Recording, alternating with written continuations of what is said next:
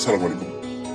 এই যে আমরা এত সময় নষ্ট করে, পরিশ্রম করে, অর্থ নষ্ট করে একটা উচ্চশিক্ষার সার্টিফিকেট অর্জন করার চেষ্টা করছি, এটার আসল উদ্দেশ্য কি? আমি যদি ভুল না বলে থাকি, তাহলে 99% স্টুডেন্টদের ক্ষেত্রে এটার উদ্দেশ্য হচ্ছে ভালো একটা চাকরি পাওয়া। আর বাকি 1% স্টুডেন্টদের ক্ষেত্রে হয়তো তারা একটু এক্সেপশনাল কিছু করতে চায়, নিজে একটু এন্টারপ্রেনার হতে চায়, সেটা আলাদা কথা। তো আজকের ক্লাসে আমরা এই 99% স্টুডেন্টদের উদ্দেশ্যটা নিয়ে একটু আলোচনা করব। সার্টিফিকেট হাতে পেলাম, এই সার্টিফিকেট আবার চাকরি দেওয়ার ক্ষেত্রে নিশ্চয়তা প্রদান করে না। চাকরির জন্য নামতে হয় আর এক মহাযুদ্ধে, সেটা আলাদা কথা। কিন্তু এই যে সার্টিফিকেট পেলাম, এই সার্টিফিকেট অনেকের ক্ষেত্রে চাকরি এনে দেয়, আবার অনেকের ক্ষেত্রে জাস্ট একটা পরিচয় দেওয়ার মানে উপলক্ষ হয়ে দাঁড়ায়। একদম মূল্যহীন হয়ে দাঁড়ায় অনেকের ক্ষেত্রে, just valueless piece of paper. তো আমাদের জানা দরকার যে এই সার্টিফিকেটটাকে মূল্যবান বা চাকরিতে কনভার্ট করার ক্ষেত্রে রেজাল্ট যেটা আমরা অর্জন করলাম সেটা কতটুকু ভ্যালু ক্রিয়েট করে। কেউ 3 পয়েন্ট পেয়ে, সিজিপিএ 3 পয়েন্ট পেয়ে সার্টিফিকেট অর্জন করলো, আবার কেউ 2 পয়েন্ট পেয়েও সার্টিফিকেট অর্জন করলো। তাহলে এই দুইজনের মধ্যে পার্থক্য কোথায় হয়ে যাবে?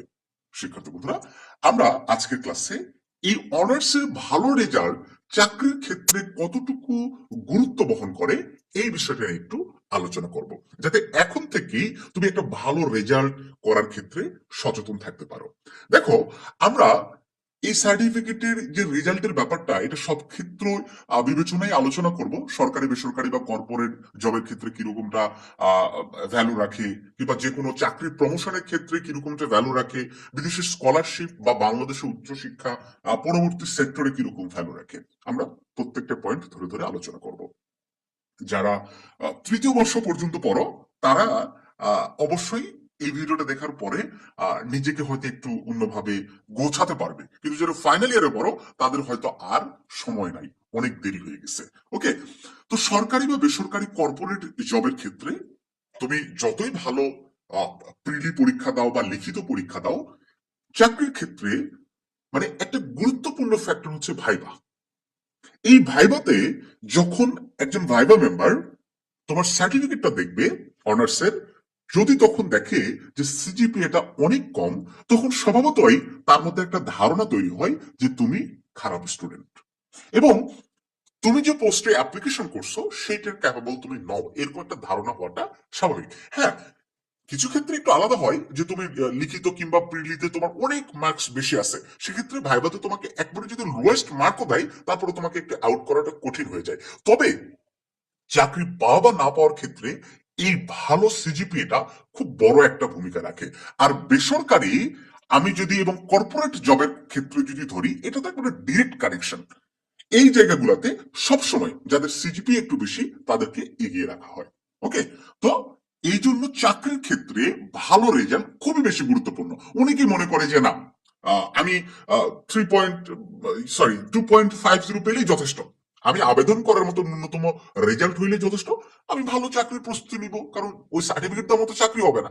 হ্যাঁ, এটা সত্য কথা, সার্টিফিকেট দিয়ে চাকরি হবে না, বাট সার্টিফিকেট তোমার চাকরি পাওয়ার ক্ষেত্রে অনেক বড় একটা বিবেচনার বিষয়।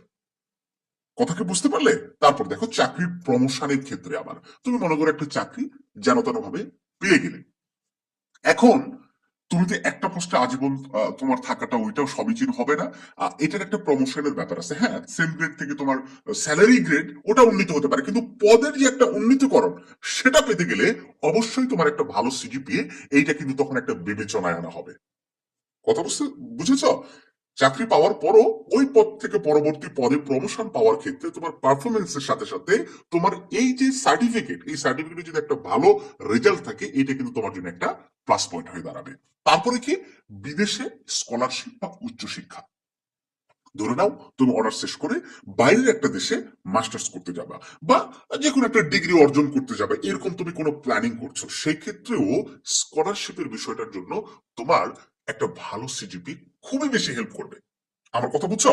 যেমন ধরো না, বাংলাদেশের কথাই ধরো, আমরা একটা কিন্তু ক্লাসে আলোচনা করছিলাম যে ন্যাশনাল ইউনিভার্সিটি থেকে তুমি যদি চাও, ঢাকা ইউনিভার্সিটি, রাজশাহী ইউনিভার্সিটি, মানে বাংলাদেশের নাম করে পাবলিক ইউনিভার্সিটি গুলোতে কিন্তু মাস্টার্সের আবেদন করতে পারবে। তো এটা কখন সম্ভব হবে? ওখানে কিন্তু একটা ন্যূনতম ক্রাইটেরিয়া তারা দিয়ে রাখে, যে মিনিমাম তোমার রেজাল্ট থাকতে হবে 3.25 কিংবা 3.20 এরকম শিক্ষাগত যোগ্যতার মধ্যে লেখা থাকে। তারপরে না ভর্তি পরীক্ষায় তোমাকে অংশগ্রহণ করতে হবে মাস্টার্স ভর্তির জন্য। তো পরীক্ষা দেওয়ার ব্যাপারটা আলাদা। তুমি যদি আবেদনই না করতে পারো ওটাতে, তুমি যদি পার্টিসিপেটই না করতে পারো, সেই মানে ন্যূনতম তোমার সিজিপিএ যদি না থাকে, তাহলে বিষয়টা হইলো না। তাহলে স্কলারশিপ, উচ্চশিক্ষা সবকিছুর জন্যই ভালো একটা তোমার সিজিপিএ একেবারে ম্যান্ডেটরি। কথা ক্লিয়ার? এই জন্য সচেতন হও। অনার্স করছো, সময় নষ্ট করে, টাকা নষ্ট করে, পরিশ্রম দিয়ে এই যে পড়াশোনা করছো, এইটার ভবিষ্যতে গিয়ে তোমার যেন একটা ভ্যালুলেস পেপার তোমার হাতে না আসে, এইটার চেষ্টা করতে হবে। এইটার বুদ্ধিমানের কাজ।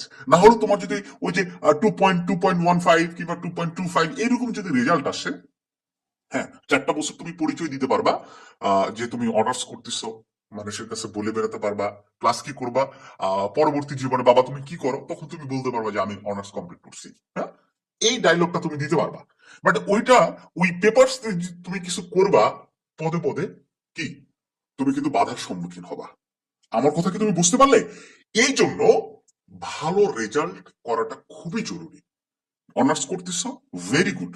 একই সাথে তোমাকে ভালো রেজাল্ট করার চেষ্টা করতে হবে। শুধু ভর্তি হয়ে বছর শেষে যখন রুটিন দিবে, এই জানো বিডি কোথায়, অমুক বিডি কোথায়, হ্যাঁ, শর্ট সাজেশন দেন, 10টা 12টা প্রশ্ন পড়ে কোনো মতে টেনে টুনে তুমি পাশ করে যদি সার্টিফিকেট অর্জন করো, না, এইটা আসলে কোনো ভ্যালু ক্রিয়েট করবে না তোমার জন্য। ওকে, সো পড়তেছ, ভালো করে পড়ো।